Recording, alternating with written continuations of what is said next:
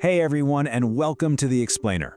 Today, we're diving deep into one of the most popular and just plain cheerful houseplants out there, the umbrella plant, also known as Schefflera arboricola. If you're looking for a fast-growing, vibrant indoor tree that makes a huge statement, well, you've come to the right place. This is your complete guide. Let's get into it. Okay, let's just start with the single most important piece of advice right out of the gate from plant expert Anastasia Remeslo. We're going to come back to this because it is absolutely crucial. The number one mistake, the thing that gets people every single time, is loving this plant with too much water.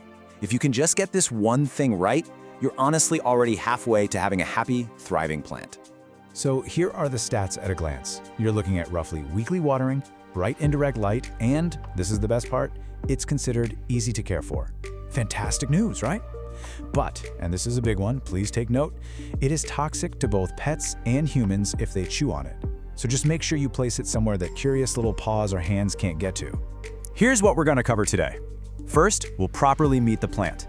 Then, we'll nail down the core care routine. After that, we'll level up and help it really thrive. Then, we'll get into solving common problems, and finally, the super fun part, how to grow and show it off. All right, section 1, meet your umbrella plant. Let's get properly acquainted with this awesome plant and see what makes it such a fantastic, easygoing addition to pretty much any home. So what exactly is an umbrella plant? Well, you might hear it called a dwarf umbrella tree or even an octopus plant, which is kind of fun. And that's because of its leaves. You get these lush, glossy leaves that radiate out from a central point, just like the spokes of an umbrella or a pinwheel.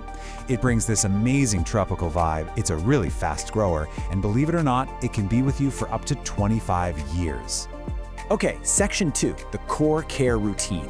Now listen, if you can master just these next two things, light and water, I promise you, everything else is so much easier. This is the foundation. This is what it all comes down to.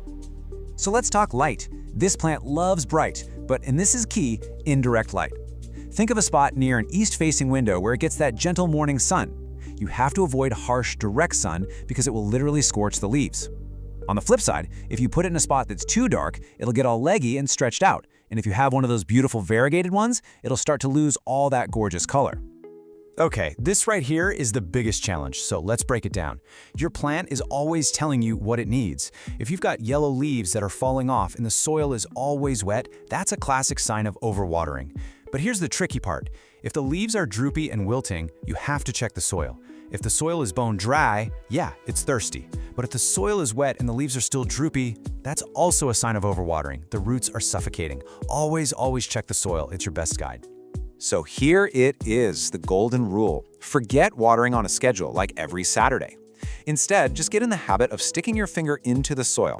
If the top inch or two feels dry to the touch, it's time to water. And when you do water, give it a good, thorough soak until you see water coming out the drainage holes. Then, and this is important, leave it alone until it's dry again. Simple as that.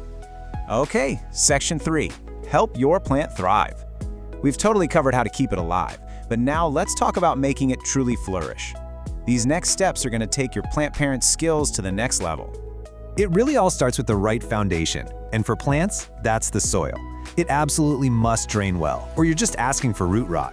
A good quality peat-based mix is a great start, and if you want to mix your own, there's a super simple recipe right there. But the one thing that is completely non-negotiable, your pot has to have drainage holes. No drainage, and you're setting your plant up to fail. No exceptions. Don't overthink fertilizing. It's really simple. Just feed it about once a month, but only during the spring and summer when it's actively growing. A standard balanced fertilizer is perfect. Now, here's the pro tip. Always dilute it to half strength. You don't want to burn those delicate roots. And once fall and winter roll around, just stop. The plant is resting, so let it be. I know repotting can seem like a huge, intimidating task, but I promise, it's pretty straightforward. You'll only need to do it every couple of years. Just follow these steps. The most important part here is step 3. Only go up 1 to 2 inches in pot size. If you put it in a pot that's way too big, it's just going to hold on to way too much water, which leads us right back to our old enemy, root rot. All right, section 4, solving common problems. If your plant starts to look a little unhappy, don't panic. It's usually just trying to tell you something simple. It's time to put on our plant detective hats. So this is it, the number one most asked question. We've all been there. You walk by your gorgeous plant and you see it, that dreaded yellow leaf. So what's really going on? The answer, I'd say 9 times out of 10, maybe even 99 times out of 100, is overwatering. The plant is basically screaming, "My feet are too wet." The solution is just as simple. Ease up on the water. Let the soil dry out more between drinks. Every once in a while, it could also be a reaction to a sudden cold draft, so just make sure it's not sitting right next to an open window or an AC vent. Okay, problem number 2. Your plant is getting tall, yeah, but it's also kind of sparse. There's a lot of empty stem between the leaves. How do you fix that leggy look? This is a classic cry for help. Your plant isn't getting enough light, so it's literally stretching itself out trying to find the sun. The fix here has 2 parts. First, the obvious one, move it to a brighter spot.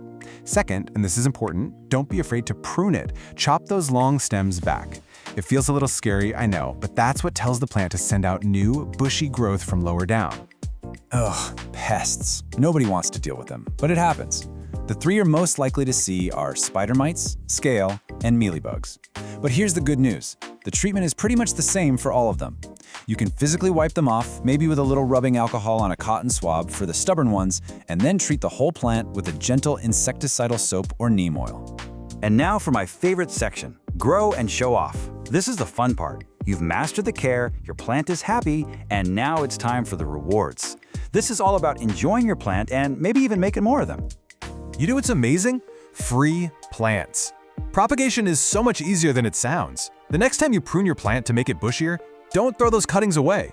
You can turn them into brand new plants. Just follow these simple steps, and in a few weeks, you'll have a whole new baby umbrella plant ready to go. It's awesome. And this is where your inner interior designer gets to play. A big, mature umbrella plant looks absolutely stunning as a floor plant in an empty corner.